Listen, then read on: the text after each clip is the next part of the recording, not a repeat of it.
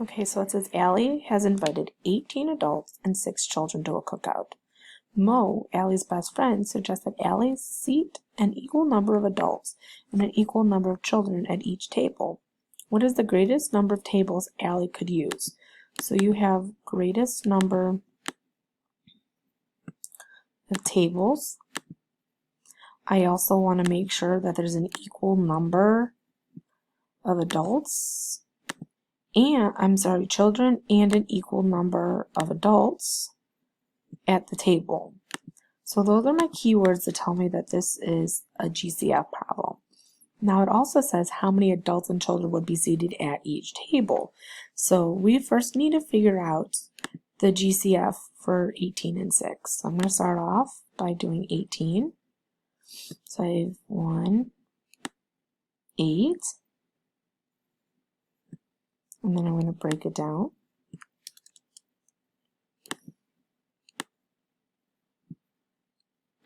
Okay, so I'm going to break it down. I'm going to do 6 times 3, 6, and 3. You could have also done 2 and 9. Okay, I know prime number is 3 because 2, 3, 5, 7, 11, and 13. And if I wanted to keep going, I could only have 1 and that number that go into it when you multiply it. So then I'm going to break down my 6 because my 6 is a composite number because 2 times 3 go into it. So then I'm going to circle 2 and 3.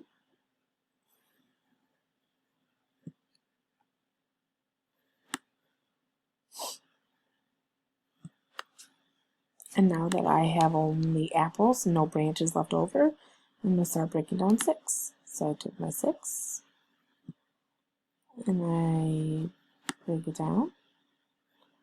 And to save myself some time, I look over here and I see I already broke down 6, so it must be 2 and 3. And I circled them over here, so that means that they are prime, because 2 times 1 is the only thing that will give me 2. And 3 times 1 will give me 3.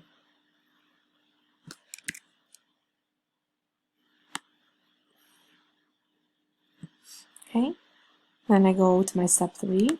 I list my factors. My prime factorization for 18 is only the numbers I circled from least to greatest. So I do 2 times 3 times 3. I'm going to do 6. That's 2 times 3. And I'm going to sit here and be like, okay, I'm going to match my socks. I'm going to match my 2s.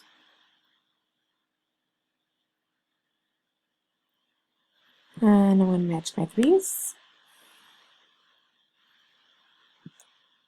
And then I have nowhere to put this 3, so the 3 is going to stay by himself. I'm going to leave him alone. I'm going to drag over my bar, put it over. Now I have 2 and 3 are the only ones that are circled. 2 and 3 are the only ones that are circled.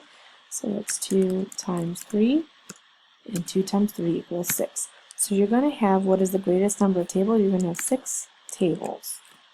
Okay, but this is where it gets tricky. Now they're asking you, how many adults and children will be seated at each table? So if you have 6 tables, and you have 18 adults, you are going to have to sit here and say 18 divided by 6, because you need to divide those 18 people up evenly to each table. And since you have 6, you're going to make 6 groups equally dividing up 18. So that's like saying 6 times what gives you 18? So you have 3. So you're going to have 3 adults at each table. And then how many children? If you have 6 children and you only have 6 tables, there's only going to be 1 child at each table. Okay, that one was tricky, so make sure you watch to the end of this video. Okay.